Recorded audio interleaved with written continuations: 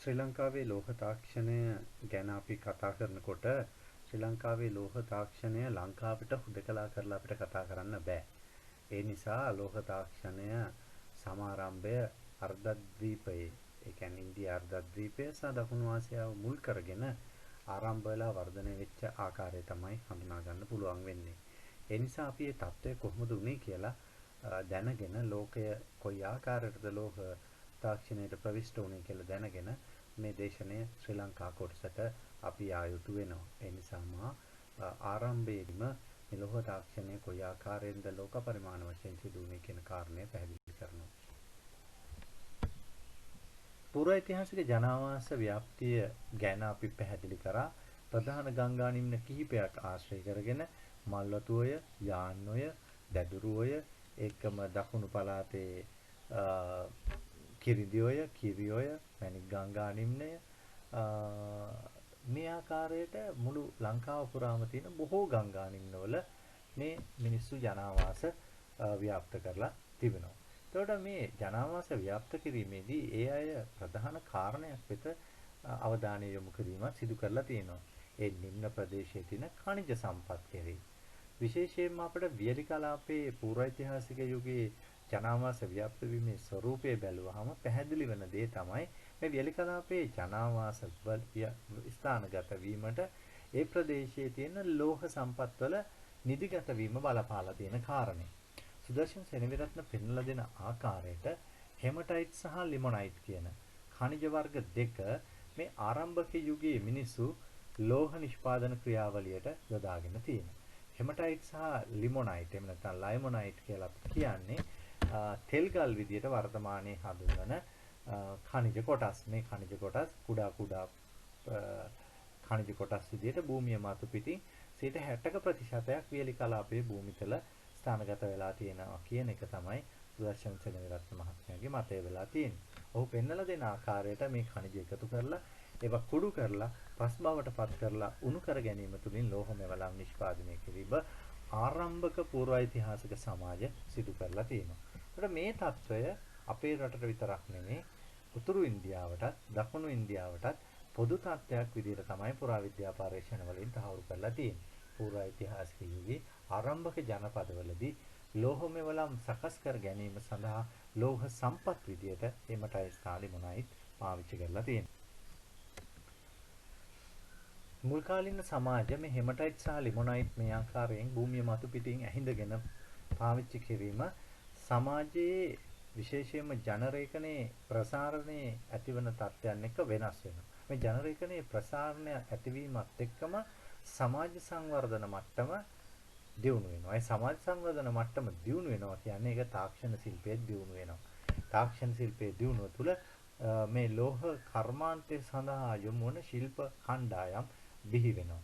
දැන් ඒ අතරින් අපි දකිනවා හෙමටයිට් සහ ලිමොනයිට් පාවිච්චි කර යුගයට පස්සේ ක්‍රිස්තු පූර්ව 800 විතර වෙන කාලෙ වෙනකොට මැග්නටයිට් යපස් එහෙම නැත්නම් මහා පරිමාණ වශයෙන් භූමියේ නිදිගත වී ඇති මැග්නටයිට් යපස් භාවිතා කිරීම මිනිස්සු ආරම්භ කර තිබෙනවා.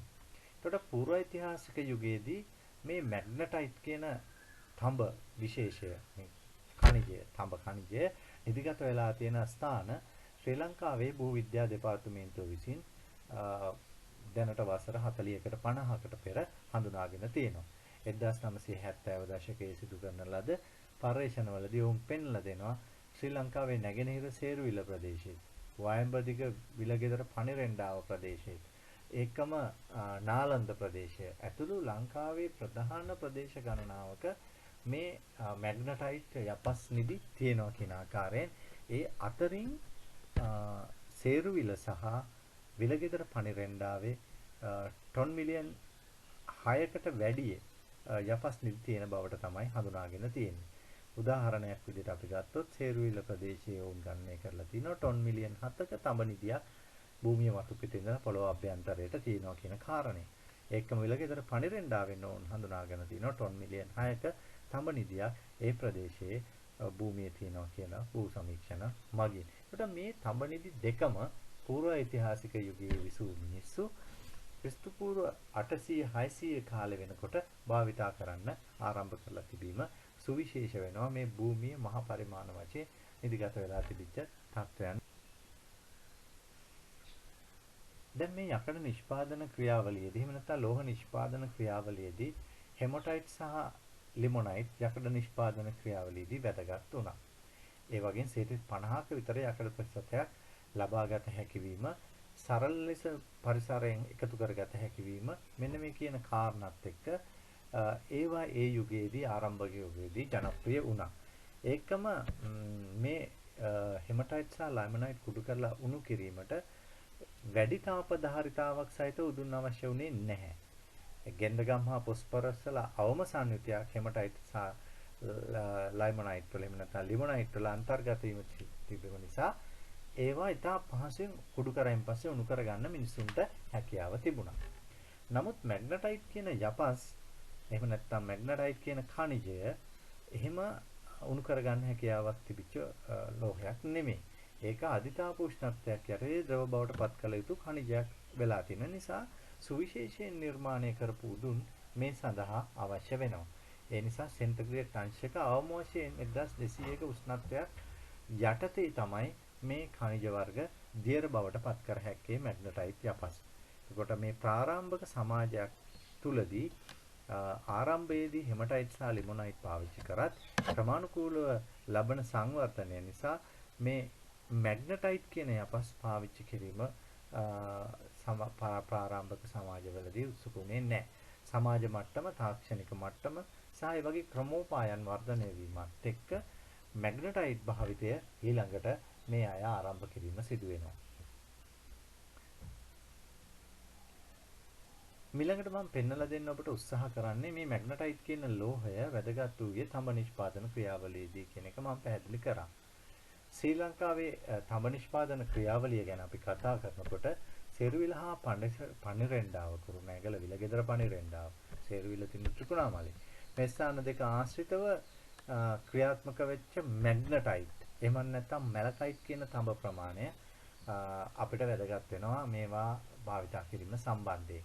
එතකොට සේරුවිල අතිශයින් වැදගත් මැග්නටයිට් යපස් නිධියක් තියෙන්නේ.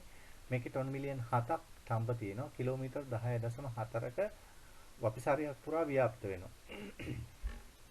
විලගෙදර පණිරෙන්ඩාව තුල මැග්නටයිට් තඹ ටොන් මිලියන් 6ක් නිදිගත වෙලා තියෙනවා.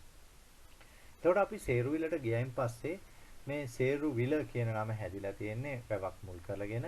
විශේෂයෙන් මේ වැව ආශ්‍රයෙන් සේරු කියන පක්ෂීන් පැමිණලා තිනවා.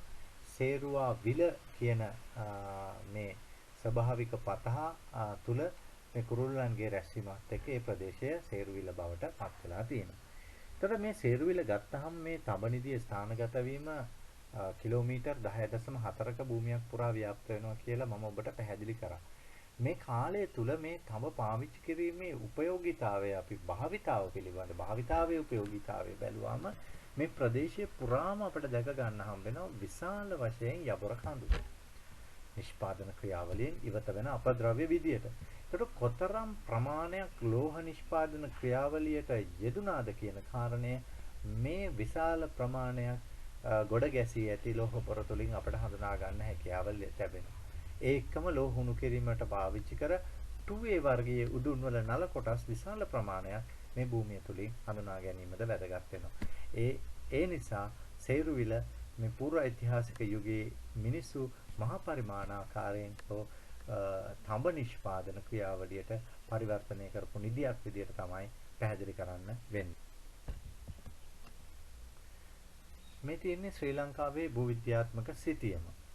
මේ ශ්‍රී ලංකාවේ භූවිද්‍යාත්මක සිතියම ගත්තාම අපිට හම්බන්තොට ඉඳලා ත්‍රිකුණාමලය දක්වා ප්‍රදේශය උස්බිම් ශ්‍රේණියට අයිත් පාෂාණ සංස්ථාවක් නියෝජනය කරන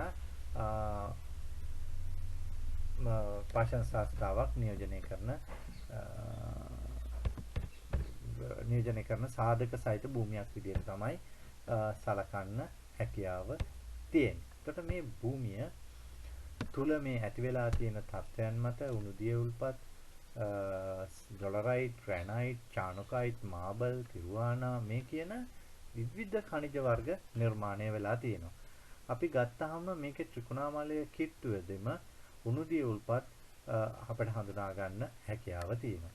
ඒකම මේ ත්‍රිකුණාමලයේ ඉඳලා හම්බන්තොට දක්වා වෙන මේ භූමිය කිලෝමීටර් 250ක් විතර දිගට නැත්නම් සැතපුම් 250ක් විතර දිගට සැතපුම් 10ක් විතර පළල ඉතාමත්ම ධනවත් ඛනිජ පටියක තියෙනවා කියලා තමයි භූවිද්‍යාඥයින් පෙන්වලා දීලා තියෙන්නේ. මේ ඛනිජ පටිය තුල පිහිටන ඛනිජ අතර සේරුවිලදී අපි විශේෂයෙන් මේ තඹ පොළොව මතු පිටට පැමිණීම හඳුනා ගන්නවා. එතකොට මේ ඛනිජ තීරුවේ ඇතුලේ නිකල්, රත්තරන් වගේ වටිනා ඛනිජ වර්ගත්, මැණික් වගේ ඛනිජ වර්ගත් ස්ථානගත වෙලා තියෙන බව තමයි භූවිද්‍යාඥයින්ගේ මතය වෙලා තියෙන්නේ. කොහොම වුණත් සේරුවල පිහිටන මේ තඹ නිදිය පිළිබඳ සාධක පිළිබඳ අපි විමර්ශනය කරොත් පුරා විද්‍යාඥයින් විදියට මේක පිළිබඳ මූලාශ්‍රයවල සඳහන් වන්නේ දුටුගැමුණු රජුගේ රාජ්‍ය යුගයට අයත්ව. ඒක සඳහන් වෙනවා දුටුගැමුණු රජු අනුරාධපුරේ රාජ්‍ය කරන කාලයේදී තඹපිට්ට ගාම වාසීන් තඹ ලෝහ බීජ අමුද්‍රව්‍යයක් ලෙස දුටුගැමුණු රජතුමාට ලබා දුන්නා කියන කාරණය. ඒකට මේ තඹපිට්ට කියන වචනේ ගත්තාම අපිට පේන ප්‍රධාන දෙයක් තමයි තඹපිට්ට කියන වචනේ මතු පිටට නිරාවිත් ඇති කඳු කියන අදහසක් අපිට මේකෙන් ගම්ම වෙනවා. අපි සේරුවිල ගිහිලා බැලුවාම ඒ தත්ත්වය තමයි මේ භූමියේ තියෙන්නේ. තනින් තන උස්සු පොඩි පොඩි කඳු සහිත චුටි චුටි කඳු සහිත භූමියක් තමයි මේ ප්‍රදේශයේ තියෙන්නේ. ඒකට මේ තඹ පිට්ට ගාම වාසීන්ට එහෙම නැත්නම් මේ මතු පිටට නිරලා තිබිච්ච තඹ තියෙන ස්ථානයේ පදිංචි වෙච්ච මිනිස්සුන්ට ඒ තඹ කපලා ඒක ගුලි කරලා ලෝහ බීජයක් බවට පත් කරලා අමුද්‍රව්‍යයක් ලෙස අනුරාධපුරයට පරිවහනය කරලා තිනවා ක්‍රිස්තු පූර්ව පළවෙනි සියවසේ. එතකොට මේ මූලාශ්‍රයේ සඳහන් වෙන මේ කියන තඹපිට්ට ගාම වාසීන් තඹ ලෝහ බීජ දුටුගැමුණු රජුරවන්ට දුන්නා කියන කතාව වගේම ධාතු වංශයේ සඳහන් වෙනවා මේ අනුරාධපුරයේ ඉඳලා සේරුවිල මේ කියන ග්‍රාමය දක්වා ප්‍රධාන මාර්ගයක් නිර්මාණය වෙලා තිබුණා කියලා මහා චාරිකා මග්ග කියලා. ඒතර මේ මහා චාරිකා මග්ග නිර්මාණය වෙන්න හේතුවම මේ පූර්වයිතිහාසික යුගයේ මිනිස්සු අනුරාධපුරයේ ජීවත් වෙච්ච මිනිස්සු සේරුවිල දක්වා ගිහිල්ලා එහෙම නැත්නම් සේරුවිලේ තිබු මිනිස්සුන්ගේ මේ තඹ අරගෙන අනුරාධපුරයට ප්‍රවාහනය කිරීමක් විදියට මේ ධාතු වංශ කතා ප්‍රවෘත්තියත් අපිට වැදගත් වෙනවා.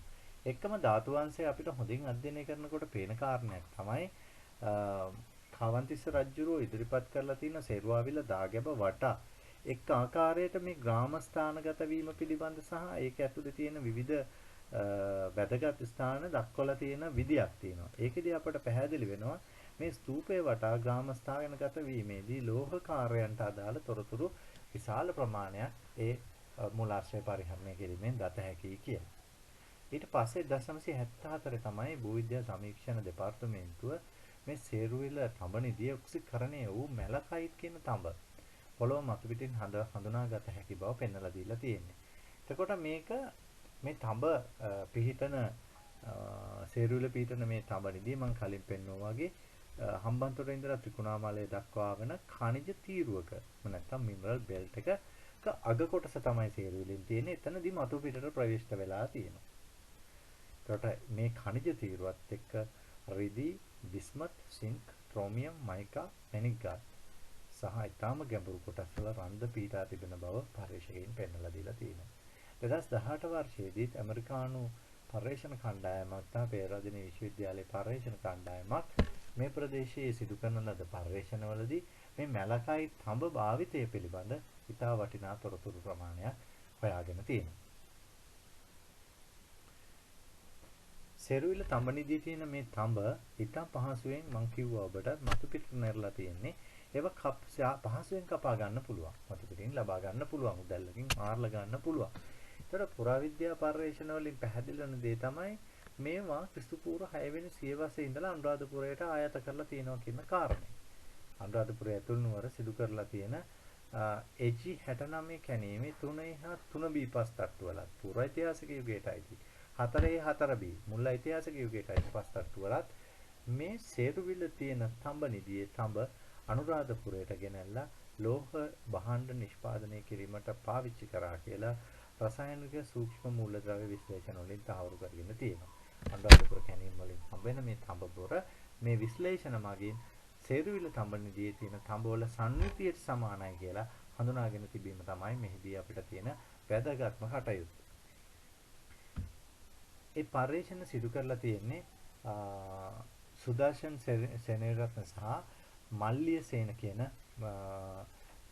රසායනික විද්‍යාඥයායිකාබද්ධව මහාචාර්ය සුදර්ශන් සෙනෙවිරත්න පුරාවිද්‍යාඥයෙක්, මල්ලිය සේන ආචාර්ය මල්ලිය සේන රසායන විද්‍යාඥයෙක්, මේ දෙන්න එකතුව මේ සිදු කරන ලද පර්යේෂණවලදී සේරුවිල තියෙන ලෝහවල තඹ සංයුතිය 94.1 බිඳුවක් විදිහටත්, රිදී 1.6 එකක් විදිහටත්, යකඩ 0.84ක් විදිහටත්, නිකල් 0.13ක් විදිහටත්, ඊයම් ප්‍රතිශතයක් නොමැති ලෙස තුත්තනාගම් 0.45ක ප්‍රතිශතයෙන් තියෙනවා කියලා හඳුනාගෙන තිබීම අතිශයින් වැදගත් වෙනවා.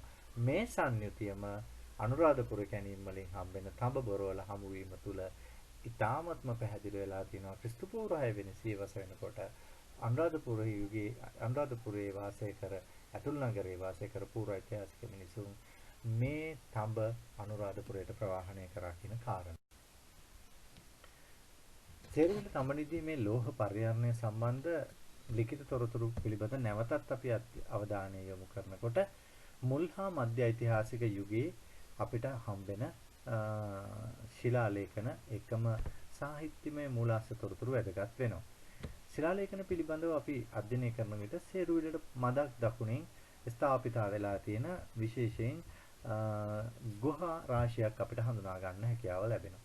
මේ ගුහා අතර කටාරම් කොටන ගුහාවල ඒවා ප්‍රදානය කර පිරිස් පිළිබඳවත් සඳහන් වන ලේඛන තියෙනවා. මහාචාර්ය සෙන්රත් පර්ණවිතාන විසින් සිදු කරන ලද අධ්‍යයනවලදී සේරුවිලට නුදුරින් තියෙන කුරුණෑකල්ලු කියන ප්‍රදේශයේ මේ හමුවන පූර්ව බ්‍රාහ්මී ලිපියක සඳහන් වෙනවා පරමක නායක තඹර වෙල කියන නම. එතකොට මේ තඹර වෙල කියන වචනයෙන්ම මේ තඹ කර්මාන්ත එහෙම නැත්නම් මේ තඹ අත්පත් කර ගැනීමේ නායකයෙක්, පරමක නායකයෙක් මේ ප්‍රදේශයේ හිටියා කියන එක ගම්ම වෙනවා ඒ තුලින්ම. එකම මහා වංශය ගැත්තොත් මහා වංශය අපිට සඳහන් වෙනවා සේරුනුවර ස්තූපයට බටහිරින් පිහිටන්නා වූ තඹ පරිහරණය කරන ලද ස්ථානය තඹතිත්ත කියලා. ඒ කියන්නේ සේරුවිල තියෙන තඹනිදිය මේ අනුරාධපුරයට විතරක් ගෙනාවෙන්නේ නැහැ. එතනින් වෙනත් පුරාවිද්‍යා ස්ථාන වලටත් පූර්ව ඓතිහාසික යුගයේ ඉඳලා අරගෙන ගිහිල්ලා තියෙනවා ලංකාව පුරාටම. ලංකාව විතරක් පාවිච්චි කරේ නැහැ, මේවා ඉන්දියාවටත් ගෙනහිල්ලා තියෙනවා. ඒකට මුල් ඓතිහාසික යුගයේ විතර වෙනකොට අපිට පැහැදිලි වෙනවා මේ තඹ හුමාරු තොටපොළ පිළිබඳ මහා වංශයේ එකම ධාතු වංශය පිළිබඳ ධාතු වංශය වගේ මූලාශ්‍රවල යම් ආකාරයක සඳහන් කිරීම තියෙනවා. එතකොට මේ ධාතු වංශයේ සඳහන් වෙන තොරතුරු වලින් වැදගත් වෙන තමයි මේ තඹ නිදියට ප්‍රවේශ වෙන ස්ථානය දක්වලා තියෙන ලෝහ ద్వාර විදියට.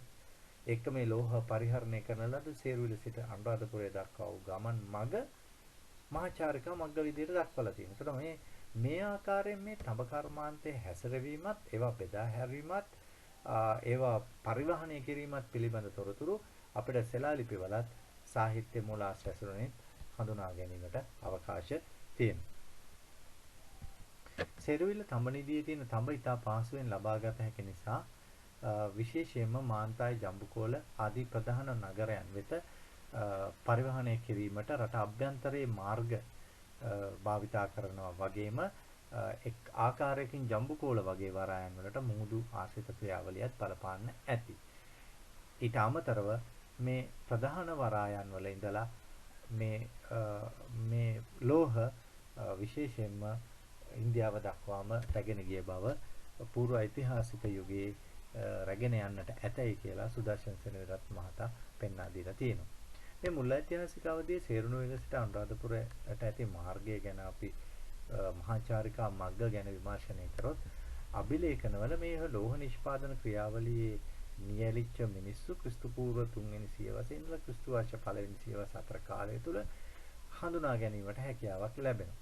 එතකොට සේරුවිල ඉඳන් අනුරාධපුරයට තියෙන මහාචාරිකා මග්ග කියන මාර්ගයේ තියෙන මාර්ගයට ආසන්න ප්‍රදේශවල ස්ථාපිත වෙලා තියෙන සෙල්ලිපිවල කහටගස් දිවිලිය, ලබුවට බැඳිගල, නැට්ටු කන්ද වගේ තැන්වල එකම වෙස්සගිරිය අනුරාධපුරේ මේ තැන්වල මේ ලෝහ නිෂ්පාදන ක්‍රියාවලියට සම්බන්ධ පිරිස් පිරිවල් සඳහන් වෙනවා. අපිට කාඩගස්තිගලිය සහ රූපතාන ආශ්‍රයෙන් අපිට හම්බෙනවා කබර කියන නම. කබර කියලා කියන්නේ යකඩ කරුවන් යකඩ කර්මාන්තේ නියලිච්ච පිරිස්. රූපතාන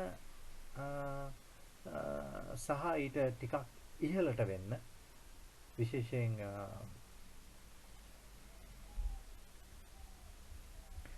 ඒ ආසන්න ප්‍රදේශවල අපි හඳුනා ගන්නවා තවත් සෙල් ලිපියක තොපෂ කියන නම. තොපෂ කියලා කියන්නේ බෙරෙක් කරුවෝ. ඒකම තඹ කරුවන් පිළිබඳ ඒ ප්‍රදේශයේ ආසන්නයේම තඹර කියන තඹ කරුවන් පිළිබඳවත් හඳුනා ගන්නවා. ඒකම රන් කරුවන් පිළිබඳ අපි හඳුනා ගන්නවා වෙස්සගිරියේ තියෙන සෙල් ලිපියකින් තලදර කියන නමින්.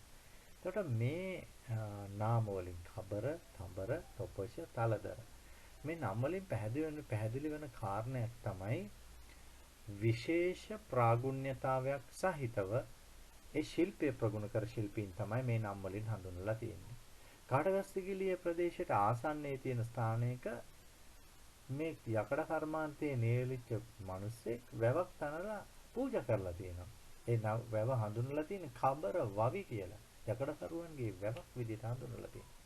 ජයන්ත උඩුවර විසින් මේ සෙල් ලිපිය වාර්තා කරලා තියෙනවා. එතකොට මේ විශේෂ ප්‍රාගුණ්‍යතාවය සහිත ශිල්පීන්ගේ බිහිවීම මුල් ඓතිහාසික යුගයේ වෙනකොට අපිට හඳුනාගත හැකි වෙන්නේ ඊට පූර්ව අවධියේදී. ඒ කියන්නේ පූර්ව ඓතිහාසික යුගයේදී මේ මධ්‍ය යාන්වය නිම්න ආශ්‍රයෙන් මේ මිනිස්සු ඉතා ප්‍රචලිත ආකාරයෙන් ස්ථාපිත වෙලා සිටියා කියන කාරණය. ඒක ඉතාමත්ම පැහැදිලියි. පූර්ව ඓතිහාසික යුගයේ යාන්වය නිම්නය ගත්තාම මධ්‍ය යාන්වය නිම්නයේ පමණක් අපි හඳුනා ගනු ලබනවා ඉතා විශාල සුසාන සංකීර්ණ 25කට වැඩි ප්‍රමාණයක්. ඒකට මේ සුසානත් එක්ක අනිවාර්යයෙන්ම ජනාවාස තියෙනවා. දැනට හඳුනාගෙන තියෙන එවැනි ජනාවාස 5ක් පමණ. නමුත් ඊට වඩා වැඩි ප්‍රමාණයක් ජනාවාස මේ ප්‍රදේශයේ තියෙන්න ඇති. ඒවට අයිති සුසාන තමයි මේ තියෙන්නේ. එතකොට ලංකාවේ ගංගා නිම්නයක් ගත්තාම මේ යාන්වය නිම්නයේ විතරක් සුසාන සහ ජනාවාස ස්ථාන 40කට වැඩි ප්‍රමාණයක් මේ වෙන විට හඳුනාගෙන තියෙනවා. ඒකට පූර්ව ඓතිහාසික යුග සම්බන්ධ වැඩිම ජනාවාස සහ සුසාන ප්‍රමාණයක් ස්ථාපිත වෙලා තියෙන්නේ යාන්වය නිම්නයේ. යාන්වය නිම්නයේ ඇයි මේ ජනාවාස ව්‍යාප්ත වුනේ? ඒකට ප්‍රධානම වෙන්න ඇත්තේ මේ සේරුවිල තියෙන ලෝහ නිධිය. මේ ලෝහ නිධියේ තිබෙන මැග්නටයිට් යපස් එහෙම නැත්නම් මැලකයිට් තඹ ගෙනල්ලා ඒවා ලෝහ බවට පත් කිරීමේ ක්‍රියාවලිය මේ පූර්ව ඓතිහාසික යුගයේ යාන්වය නිම්නයේ සිට මිනිස්සු එක් පැත්තකින් කරන්න ඇති. සේරුවිල සහ අවටහාත්පස ප්‍රදේශයේ මේ කාර්ය කරා බවට සාධක අපිට ඕනෑ තරම් තියෙනවා. විශාල කඳු විදියට දැකගත හැකි ලෝහබර ඒට නිදර්ශන විදියට අපිට පෙන්වලා දෙන්න පුළුවන්. ඒත් මේ තාක්ෂණයේ තුන විශේෂ ප්‍රාගුණ්‍යතාවය තමයි මුල් ඓතිහාසික යුගයේදී පූර්ව ඓතිහාසික යුගයෙන් ලබාගත් මේ තාක්ෂණයේ විශේෂ ප්‍රාගුණ්‍යය තමයි මේ සෙල් ලිපි වලින් අපිට හඳුනාගත හැකි කියලා පැහැදිලි කරන්න පුළුවන්. මේ කාලයට සමකාලීන විදිහට අපි ගත්තාම තිස්සමහාරාමේ එක්කම තිස්සමහාරාමේ තියෙන අකුරුගොඩ පුරාණ ජනාවාසය තුලිනුත් මේ ලෝහ නිෂ්පාදනයට අදාළ කාර්මික ශේෂ ලැබී තියෙනවා කියලා හෙන්රි ප්‍රාකර් විසින් 1909 ලංකාවේ මුල්ම ඒන්ෂන්ට් සිලෝන් සංග්‍රහයේ ප්‍රකාශයට පත් කරලා තියෙනවා. එතකොට ඊට පස්සේ කාලෙදී මේ ස්ථානය ආශ්‍රයෙන් 1990 දශකයේදී කැණීම් ආරම්භ කරන ජර්මනියේ කාවා කියන ආයතනය කරන ලද කැණීම්වලදී මේ ස්ථානයේ ලෝහ නිෂ්පාදනයට අයිති උදුන්, කෝව, ලෝහබොර නිර්මාණ එහෙම නැත්නම් භාණ්ඩ පිළිබඳ සාධක විශාල ප්‍රමාණයක් අනාවරණය කරලා තියෙනවා. දැන් මේ ආකාරයට මුල් ඓතිහාසික යුගයේ වෙනකොට ලෝහ වර්ධනය වීමත් එක්ක ලංකාව පුරාම සුවිශේෂී ලෝහ නිෂ්පාදනය වෙන ස්ථාන අපි හඳුනා ගන්නවා. ඒ අතරින් වැදගත් තවත් ස්ථානයක් විදිහට සීගිරිය ආසන්නයේ තියෙන අලෝකලොයව කියන ප්‍රදේශයේ තියෙන දෙහිගහ ඇලකන්ද මේ ආකාරයෙන් ලෝහ නිෂ්පාදනය කර නිෂ්පාදන මධ්‍යස්ථානයක් හඳුනාගෙන තියෙනවා. අපි කවුරුත් දන්නවා ක්‍රිස්තු පූර්ව පළවෙනි සියවස වෙනකොට සමනල වැව සහ ඒ ප්‍රදේශයේ මහා පරිමාණ විදිහට ලෝහ නිෂ්පාදනාගාරයක් බවට පත් වෙනවා. ඒකම දකුණේ රිදිය ගම ක්‍රිස්තු පූර්ව යුගයේ වෙනකොට පළවෙනි සියවස දෙවෙනි සියවස කාලයේ වෙන විට මේ ප්‍රදේශවලත් මෙවැනිම තාක්ෂණික ක්‍රියාවලියක් යකඩ තඹ නිෂ්පාදන ක්‍රියාවලිය සම්බන්ධයෙන් සිදුවෙනවා. ඒතර මේ කාලේ වැදගත්ම දේ තමයි බෞද්ධ ආගමේ ප්‍රවේශය, ඒකේ පුනර්ජීවනය ඇතිවීම.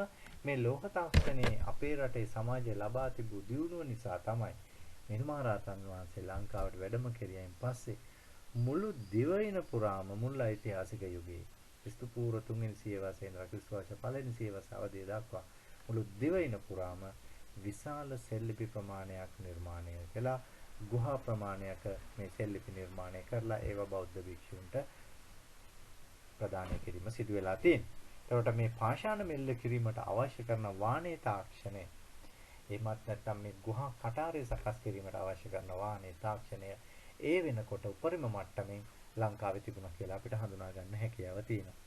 ඊටම මෑතදී අපි සිදු කරලා තියෙන කැණීමක් ගල්ගමුව අන්දරවැව ප්‍රදේශයේ පූර්ව ඓතිහාසික මෙගලිතික සුසානයක් ආශ්‍රයෙන් සිදු කරා.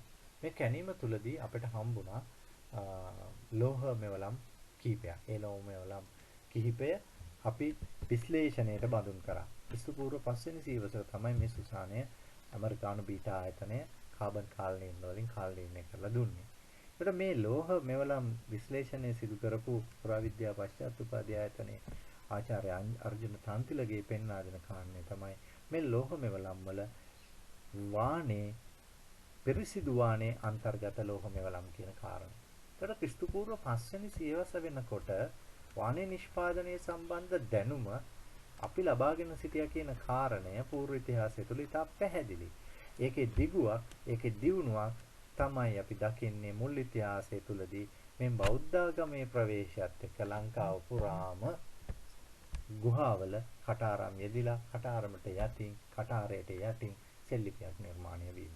මේක තමයි අපේ ලෝහ තාක්ෂණයේ දියුණුව පෙන්වන්න පුළුවන් හොඳම සාධකයක් විදිහට අපිට පැහැදිලි කරන්න වෙන්නේ. මේ සිතියම මගින් නම් ඔබට පැහැදිලි කරන්න උත්සාහ කරලා තියෙන්නේ පූර්ව ඓතිහාසික යුගයේදී සේරුවිල ලෝහ නිධියේ පිහිටීම. ඒකට අම්බලන්තොට සිට ත්‍රිකුණාමලය දක්වා අපි හිතන ඛනිජ තීරුව තමයි කළු තීරුවක් විදිහට ඔබ දකින්නේ. ඒකට ඒ තීරුවේ උඩ කොටසේ සේරුවිල තමයි මේ ඛනිජ නිධිය මතු පිටට ඇවිල්ලා තියෙන්නේ. ඒකට මේ සේරුවිලෙන් ආපු තිබිච්ච තඹ නිධිය එතනින් තඹ අත්පත් කරගෙන ඒ තඹ ලංකාව පුරාම තියෙන පූර්ව ඓතිහාසික ස්ථාන දක්වා ඇදී ගිය ආකාරය මේ සිතිය මේ ඊතල වලින් පෙන්වලා තියෙනවා. යාන්වය නිම්නයට ඇවිල්ලා තියෙනවා. සීගිරි නිම්නයට ගිහිල්ලා තියෙනවා. ඒකම කලාඔය සහ දැදුරුවේ නිම්නවලට ගමන් කරලා තියෙනවා. මල්වතුයි නිම්නයට ඇවිල්ලා තියෙනවා. ඒකම උතුරු පළාත කන්තරෝදේ වල්ලිපුරම් ජම්බුකොළපට්ටනම මාන්තායි දක්වා ගිහිල්ලා තියෙනවා. මේ ආකාරයේ මේ ලංකාව පුරාම තිබිච්ච පූර්ව ඓතිහාසික ස්ථාන වෙතත් ජම්බුකොළපට්ටන සහ මාන්තායි පරාය හරහා ඉන්දියාවටත් මේ ලෝහ නිෂ්පාදන ලෝහ අමුද්‍රව්‍ය එහෙම නැත්නම් නිෂ්පාදන යන්න ඇතයි කියන කාරණේ සුදර්ශන සෙනෙවිරත්න පෙන්වලා දීලා තියෙනවා. මේ සිතියමින් මම පැහැදිලි කරන්න උත්සාහ කරලා තියෙන්නේ ඔබට මේ සැලැස්මෙන් සේරුවිල ඉඳලා අනුරාධපුරය දක්වා මේ ලෝහ පරිවහනය සිදු වුණේ කොහොමද කියලා. මේකේ ඉංග්‍රීසි අකුරු වලින් දක්වලා තියෙන විස්තර ටික දකුණු පසේ හැකුළුම් විහිදුවා ලියලා තියෙනවා. IV කියන්නේ iron village, IS කියන්නේ iron smith, KB කියන්නේ කහටගස් දිගලි. ඒ ආකාරයෙන් විස්තර කරලා තියෙනවා මේ සැලසුම ඇතුලේ තියෙන කෙටි අකුරු මොනවද කියන කාරණේ. එතකොට SW කියන්නේ සේරුවිල, PT කියන්නේ පරමක තොපෂ පරමක තඹරවෙල කියන නම. එතකොට මේ සේරුවිල තියෙන සම්පත් කලාපයක්. මෙතන තමයි සම්පත් ටික පිහිටන්නේ. ඊගාට MIO කියලා අපි කියන්නේ මධ්‍යාහ්න වෙනින්නේ. මේක තමයි අපිට මුල් ඉතිහාසයේ නිෂ්පාදන ක්‍රියාවලිය පිළිබඳ ශිල්පීන් අපිට හමු වෙන්නේ. යකඩකරුවන්, තඹකරුවන්, බෙලෙක්කරුවන් අපිට හම්බෙන්නේ මෙතනින්. ඊට පස්සේ අපි දකින්නේ ප්‍රධාන වෙළඳපොළ අනුරාධපුරය ඇතුළු නගරයේ මුල් කරගෙන ඇතුළු වන මේ වෙළඳපොළ තුලදී වෙළඳ මුල් ඓතිහාසික යුගය අවසන් වෙලා මධ්‍ය ඉතිහාසයට ප්‍රවේශ වෙන ක්‍රිස්තු වර්ෂ 2-3 කාලේ වෙන විට නැගෙනහිර ඇති වෙන වෙළඳපොළ කෙලින්ම තඹ භාණ්ඩ අලෙවි කරන වෙළඳපොළ බවට පත් වෙනවා. ලබ්බයට බැඳිගල සෙල්ලිපියේ මේ පිළිබඳ පැහැදිලි කරලා තියෙනවා. නකරයි පජිනපසයි මහා තබක නියම තනයි. නගරේ පජිනපස නගරේ නැගෙනහිර පජිනපස කියන්නේ නැගෙනහිර මහා තබක නිගම තඹකරුවන්ගේ වෙළඳපොළ තමයි ක්‍රියාත්මක වෙලා තියෙන්නේ. එතකොට අනුරාධපුරයේ නැගෙනහිරින් තිබිච්ච වෙළඳපොළ සේරුවිල ඉඳලා තඹ නිෂ්පාදන අමුද්‍රව්‍ය අත්පත් කරගෙන ඒවා නිෂ්පාදනය කරලා අනුරාධපුරයට ගෙනල්ලා අලෙවි කර බවට තඹයට බැඳගිල්ල සෙල්ලිපියේ තියෙනවා. ඒත් තඹකරුවන්ටම වෙන්ගු වෙළඳපොළ නැගෙනහිර පැත්තේ තිබිලා තියෙනවා. ඊට අපි උතුරෙන් හඳුනා ගන්නවා කලහුමනක වෙළඳපොළ. එතකොට මේ කලහුමනක වෙළඳපොළ පිළිබඳ සඳහන් වෙන්නේ සෙල්ලිපියකම තමයි. ඊට පස්සේ වෙස්සගිරියේ සෙල්ලිපියක තියෙනවා තල කවිච නිගම කියලා. එතකොට මේ තල කවිච නිගම ඒ දකුණු පැත්තෙන් එන භාණ්ඩ එකතු කරපු නිගම. උතුරු කලවමනක නිගම උතුරු පැත්තෙන් ආව භාණ්ඩ එකතු කරන නිගම. නැගෙනහිර පැත්තෙන් ආව භාණ්ඩ එකතු කරන වෙළඳපළ මහා තබ්බක නිගම. නමුත් වයඹ බටහිර පැත්තේ වෙළඳපළ පිළිබඳ ශිලාලේඛන වලින් සාධක අපිට හමු වෙන්නේ නැහැ. කෙසේ වෙතත් අපිට මේ සම්පත් අත්පත් කර ගැනීම නිෂ්පාදන ක්‍රියාවලිය සහ වෙළඳපළ දක්වා ඒවා ව්‍යාප්ත කිරීම අනුරාධපුරයේ කේන්ද්‍ර කර ගැනීමෙන් ක්‍රියාත්මක වෙච්ච බවට සාධක මේ සැලැස්ම අනුව ඔබට පැහැදිලි වෙනවා ඇති. ඒකම මම මේ සැලැස්මෙන් ඉදිරිපත් කරන්නේ මම මීට පෙර කතා කරපු කාරණේ මුල් ඓතිහාසික යුගයේ වෙනකොට සේරුවිල ඉඳලා අනුරාධපුරය දක්වා තිබිච්ච පැරණි මාර්ගයේ ගමන් මඟ. එතකොට සේරුවාවිල, බ්‍රාහ්මණයාගම, කාටගස් දිගිලිය, ගල්කන්දේ ගම, නැට්ටුකන්ද, මහා කනදරාව, අනුරාධපුර. එතකොට මේ ගංගා නිම්න හරහා තමයි මේ මාර්ගය වැටලා තිබිලා තියෙන්නේ. අපිට මල්වතුවේ තියෙනවා. ඊට පස්සේ විශේෂයෙන්ම අපිට මහා කනදරා ඔය තියෙනවා. කනදරා ඔය. ඊට පස්සේ යාන්ඔය නිම්නේ තියෙනවා. ඊට අමතරව මහවැලි ගඟ තියෙනවා. මේ සියල්ලම හරහා තමයි මේ ගමන් මාර්ගයේ අනුරාධපුරය දක්වා වීදිලා තියෙන්නේ. ඒ පිළිබඳ පුරාවිද්‍යාත්මක සාධක රාශියකුත් අපිට තියෙනවා. ඔබ මේ දකින්නේ අනුරාධපුරයේ සිට සේරුවිල දක්වා තියෙන ගල් පාලම්. ඒකට මේ ගල් පාලම් සියල්ල තියෙන්නේ අර පැහැදිලි කරපු ගංගා හරහා යොදා ඇති. මේ දකින්නේ අනුරාධපුරයේ මල්වතුහය හරහා නැගෙනහිර පැත්තේ ඉදි කරලා තිබිච්ච ගල් පාලමේ සාධක කීපයක්. මේ දකින්නේ අනුරාධපුර නගරයේ නුවරවැවේ ඇල හරහා අර කියන මල්වතුවෙන් එතර වෙලා ඉදිරියට එනකොට තියෙන ඇල හරහා ඇල එතර කරන්න හදලා තියෙන පාලමේ ශේෂිත කොටස් මේක විශේෂයෙන් වාරි මාර්ග දෙපාර්තමේන්තුව ඉතාම ඈතදී මේ ගල් කණු කොටස් ඇල පුළුල් කිරීමේදී විනාශ කරලා තියෙනවා. මේ තියෙන්නේ මහා කනදරාව ඔය හරහා මිහින්තලේ ආසන්නයේ දකින්න ලැබෙන තරණ ගල් පාලම. මේ තියෙන්නේ යාන්ඔය හරහා දැකිය හැකි තවත් ගල් පාලම. මේ එහි ළඟ දර්ශනය. ඒකම මහවැලි ගඟ හරහා ඒතරට තිබිච්ච තවත් පාලමක් අපිට හඳුනාගත හැකි වෙනවා. මේ ආකාරයෙන් මේ ලෝහ පරිහරණය කරපු පිරිසේ ලෝහ රැගෙනීමට මහා චාරිකා මග්ග කියන මාර්ගය මෙන්න මේ පාලම් ඔස්සේ නිර්මාණය කරගන්න ඇති කියලා අපිට හිතන්න පුළුවන්. ඒක මෙසේ ගෙන ආපු ලෝහ පරිහරණය කරලා විශාල කාර්මික ක්‍රියාවලියක් අනුරාධපුරයේ සිදු වෙලා තිනවා. අනුරාධපුර නගරයට බටහිර පසින් අපි දකිනවා වෙස්සගිරිය ඉඳලා අබේගිරිය හරහා දීඝ පාෂාණය නිර්මාණය වෙලා තිනවා. මේ දීඝ පාෂාණය තියෙන පාෂාණ කොටස් විභේදනය කරලා විහාරාශ්‍රිත කටයුතු වලදී මධ්‍ය ඓතිහාසික යුගයේදී බහුල ලෙස පාවිච්චි කරලා තිනවා. ඒ විභේදන ක්‍රියාවලියට ලෝහ වැදගත් වෙලා තියෙනවා. ඒ ස්ථාන 120කින් පමණ මේ කොරි ගල් වෙන් කරපු කොරි හඳුනා ගැනීමට දීඝපාෂාණයේ අපි සිදු කරන ලද පර්යේෂණයකදී හැකියාව ලැබිලා තියෙනවා. ඔබ මේ දකින්නේ ඒ දීඝපාෂාණය ආශ්‍රිතව ලෝහ උණු කරලා ඉතුරු වෙච්ච ලෝහ බොර හමුවන ස්ථාන. මේ රූපයෙන් දැක්වෙන්නේ ජේතවන පුරාවිද්‍යා කැණීම්වලදී ඊටම පහළ ස්තරවලදී මුල ඓතිහාසික යුගයේ ස්තරවලදී ජේතවන යුගයට කලින් යුගයේදී ඒ භූමියේ හම්බෙන පැරණි කෝවක් පිළිබඳ මේ කෝව පිහිටලා තිබිච්ච ආකාරය. එකම ජේතවනයේ ව්‍යාපෘතියේ සිදු කරන ලද කැණීම්වලදී විශාල ප්‍රමාණයක් ලෝහ උපකරණ නැත්නම් ලෝහ වලින් නිර්මාණය කරපු විවිධ දේවල් හඳුනාගෙන තියෙනවා. ලෝහ නිෂ්පාදන ක්‍රියාවලියට අයිති උදුන් මෙන්ම කෝව රාශියකුත් විශාල ප්‍රමාණයකුත් කැබලි සාහිතා හොඳ මට්ටමේ කෝවත් හොයාගෙන තියෙනවා. ඒකට මේ ජේතවන භූමිය යම් ආකාරයේ නිෂ්පාදන ක්‍රියාවලියකට මුල් ඓතිහාසික යුගයේ ඉඳලා අවතීර්ණ වෙච්ච බවට මේ උදුන් සහ කෝව වලින් අපිට පැහැදිලි වෙනවා. ඒකට ප්‍රධාන කාරණයක් තමයි මේ නැගෙනහිර ප්‍රදේශයෙන් ආපු අමුද්‍රව්‍ය විශේෂයෙන් දේශවනයේ වගේ තැනකදී නිෂ්පාදන ක්‍රියාවලියකට පත් වෙන්නේ නැතයි කියන කාරණය. මේ තියෙන ජේතවනෙන් හම්බෙන ලෝහ උණු කිරීමට පාවිච්චි කර උදුන් තියෙන කම්මලක සාධක මෙතන උදුන් තුනක් දැකගත හැකි වෙනවා. මේවා අපි සලකන්නේ පාත්‍ර ආකාර උදුන්, බෝල් ටයිප් උදුන් කියලා. මේ කම්මල මේ වගේ තවත් කම්මලක් අපිට හම්බෙලා තියෙනවා නැගෙනහිර දානශාලාව ආශ්‍රේ. මේ ආකාරයේ කම්මල් කිහිපයක්ම ජේතවන කැණීම්වලදී අනාවරණය කරගෙන තියෙනවා.